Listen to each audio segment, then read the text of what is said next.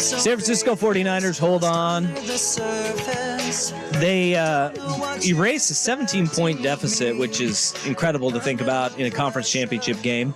And they do it on the heels of Christian McCaffrey.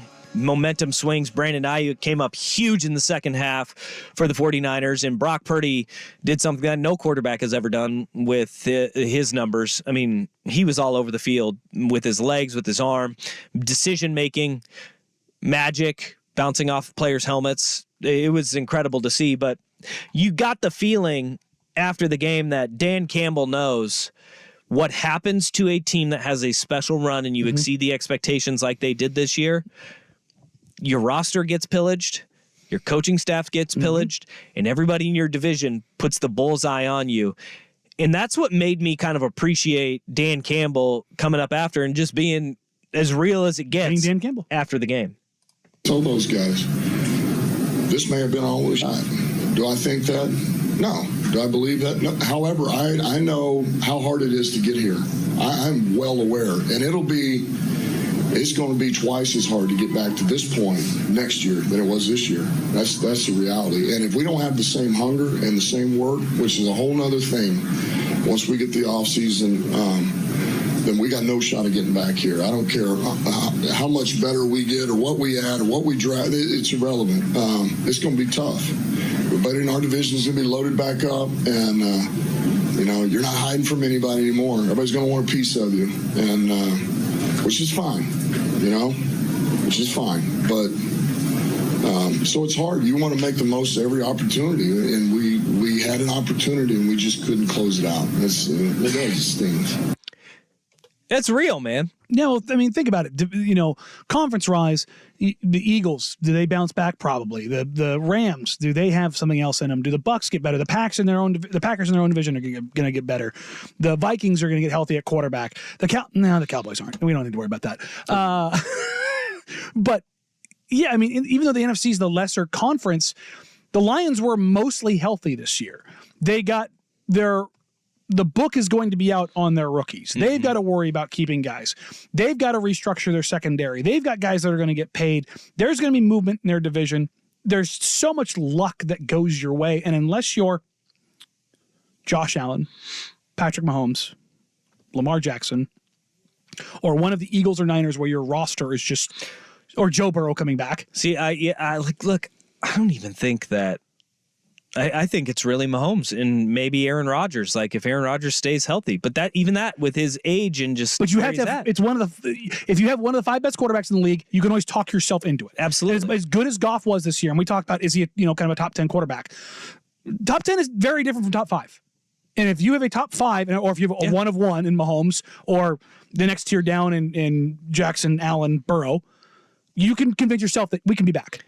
But if you don't have that guy, even as good as Goff is, and all the weapons you have, you're relying on something so much more intrinsic that it's not as simple as catching lightning in a bottle, but there's so much that has to line up for everything else to fall in place.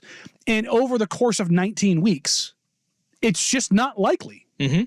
And that's a smart man in Dan Campbell, understanding that. He's not saying we're done, but he's saying, in this moment, understand, gentlemen, understand this feeling, understand where you are, and appreciate where you are right now, because getting here is not guaranteed. That's right. And he's planting the seeds, I think, for next year. Well, yeah, and the schedule will get tougher because that's the way scheduling works in the NFL. You're a higher seed in the NFC, you're a 2 seed, so it's going to be a tougher course to get. You're out of division opponents. You have Jared Goff, and you have a roster where guys are going to. You have success. You're going to go get paid. And Dan Campbell, he understands it. He knows it just as good as anybody else because the dude has gone through it before. I appreciate that, and I think that this is why more teams and guys will want to go and play for him. Sure. Than guys that'll look at his 4th down decisions that he made in that game, which.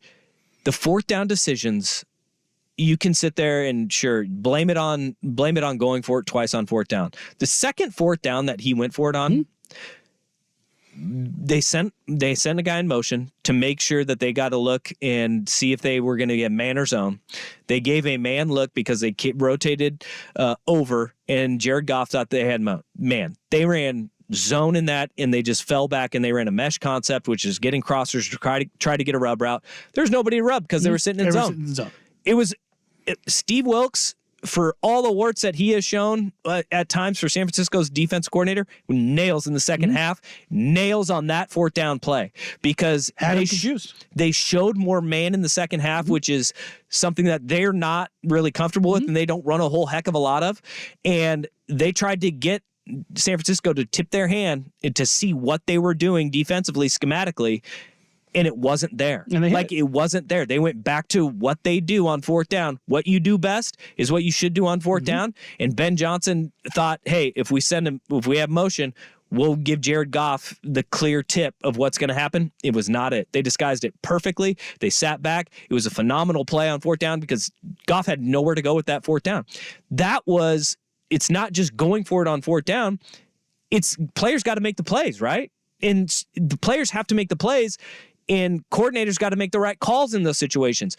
Mesh, not a great concept to run when you're going against zone like that, especially zone blitz where they're going to bring pressure off the edge and they're going to flush Jared Goff out, right?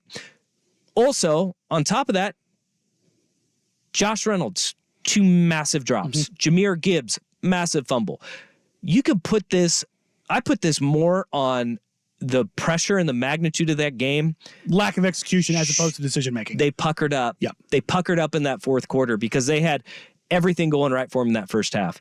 And when it came down to where the rubber meets the road, Detroit did not make those plays. San Francisco did. When you said that's not coaching. That's not Dan Campbell, in my opinion. Those fourth down calls help? No. But I think it's secondary. But also, when you said puckered up, it looked like you really wanted to say sphincter. Well, yeah, that's what I mean. Yeah. That's what puckers up. Well, no, but I mean, it's a great word, isn't it? Sure. Sphincter?